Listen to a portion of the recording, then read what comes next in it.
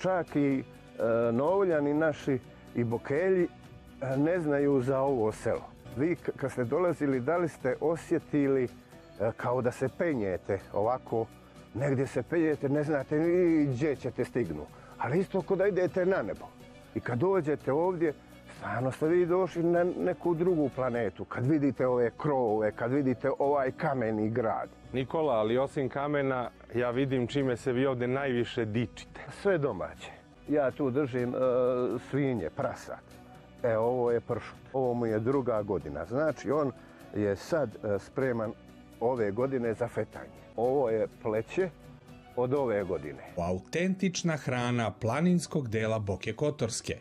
Od pršute do Adidas slanine.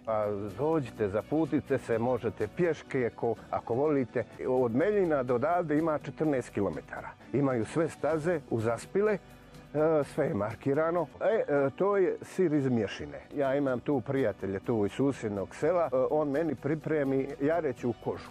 Poprimi od njega fini taj ukus. On ne smije biti mnogo frešak, a ne smije ni presuv biti. I onda ga ja tu iskomadam u jednu teću rukama i posolim. I malo ostavim da malo pušti onoga soka.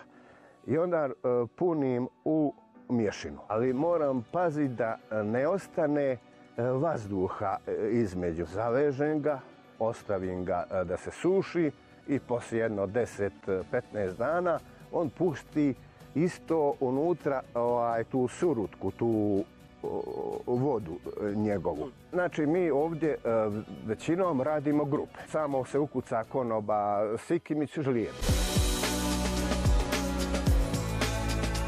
A ako želite ovdje da dođete i bez gošćenja ovakvim čudima, prosto dođite i doživite jedinstveno